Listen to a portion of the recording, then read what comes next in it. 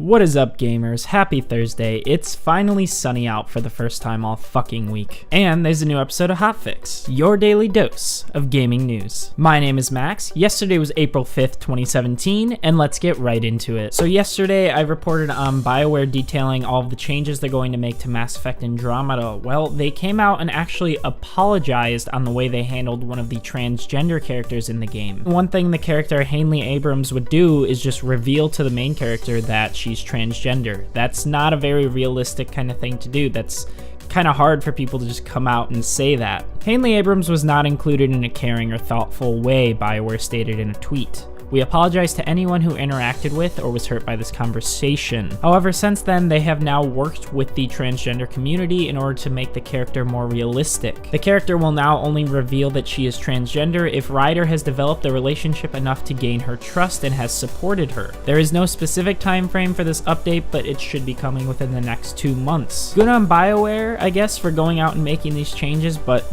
bad on them for not really caring enough about it in the first place. This just makes me think they're only putting this effort in because people have complained about it rather than because they feel it needs to be done. If they really felt this way, they would have done it in the first place. The other day we were told that Atlus was threatening Persona 5 streamers who went too far into the game and spoiled things. Well, despite that, streamers are doing it anyways. In fact, they're kind of making a meme about it. One of the stream titles is called "Don't Pan Me, Papa Atlus."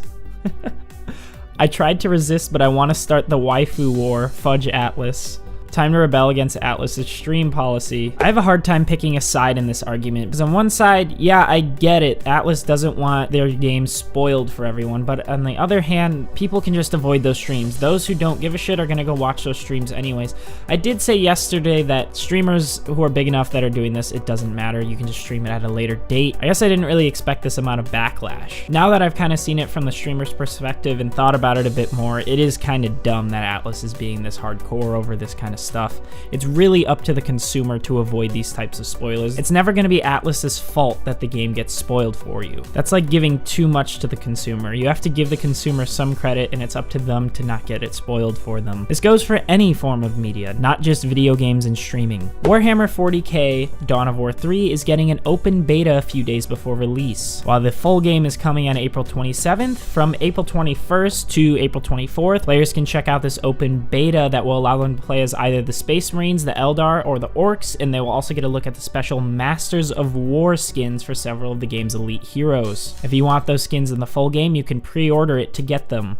Pre-order bonuses. You can register for the beta over at the game's site. FIFA 17 is heading to EA and Origin Access. The game will be coming on April 21st and will soon be followed by games such as Dragon Age Origins and Medal of Honor Airborne on the Xbox One, whereas Origin will gain Pony Island, Command & Conquer, the Ultimate Edition, Hacknet, and Orwell. EA Access is something I've always wanted to get into, maybe this summer when I'll have a lot more time to play games. It's $5 a month for unlimited playtime for a whole bunch of games, discounts on EA games that aren't in the vault, early access on some games that are coming out later on. The list goes on and on and on. It seems very, very much worth it. And hell, you can even play the first 3 Mass Effect games. They're all backwards compatible on there. Oh.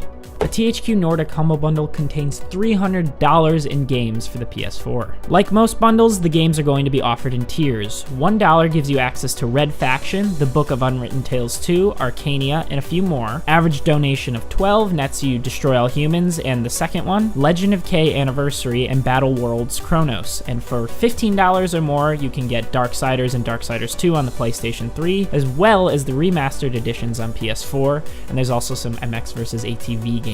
You know, that classic series. The bundle ends on April 18th, so you still got a lot of time to go donate. Plus, your money's going to charity. Even if you don't want all the games, you could still consider donating just for 1 or 2 of them. Okay, this headline is great. Activision prepping Hollywood conquest with Call of Duty Cinematic Universe. Activision's about to take over Hollywood, guys, with the powerhouse known as Call of Duty. Something tells me that Call of Duty is not going to transfer well over into movies. It works as a game because of the competitive aspect. The two heads of Activision Blizzard Studios, the movie studio that was formed in 2015, say they aim to adapt Call of Duty into the world of film and television, drawing inspiration from the World War II era of the series as well as the Black Ops and Modern Warfare eras, so pretty much all of them except for the most recent. Wonder why that is. They say they plan on following the model of the Marvel Cinematic Universe. The plan is to tell interconnected stories across film and television. There will be a film that feels more like Black Ops, the story behind the story. The Modern Warfare series looks at what it's like to fight a war with the eyes of the world on you, and then maybe something that is more of a hybrid where you're looking at private covert operations while a public operation is going on. I'm gonna guess this is basically gonna be Fast and Furious but war. The way the games are, there's no way this is gonna be like a gritty, realistic kind of series. This is gonna be over the top, as ridiculous as you can get set pieces. I can't say that I'm surprised this is real, but there is some part of me that's like, wow, this is actually a thing that's happening. This is the world we live in nowadays. Everything is being turned into movies. Nothing is sacred anymore. And it's not even like Call of Duty has had a stellar story in a long time. To be fair, they are going back towards the older ones where the story was fine.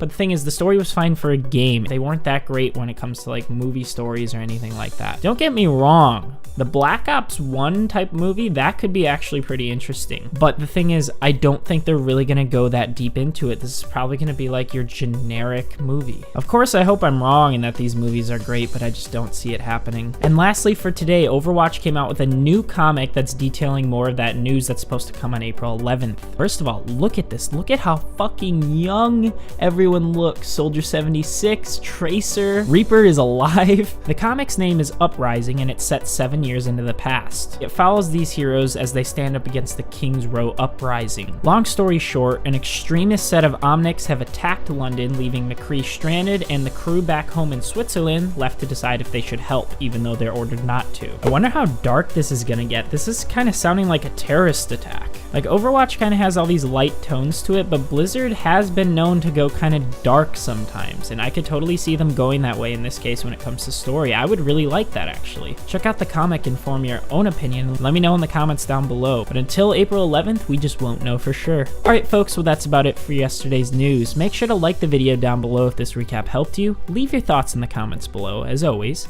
And be sure to hit that subscribe button down below for free daily news updates straight to your inbox every Tuesday to Friday. It also just helps me out a lot. Also, I'm sure you know that the Xbox Scorpio details came out today. I'm going to be doing a react on the Coalition later today, probably around 5 p.m. Eastern Standard Time, as well as covering that on tomorrow's episode of Hotfix, so be sure to keep your eye out for those. I'll see you guys tomorrow. This is Max signing off.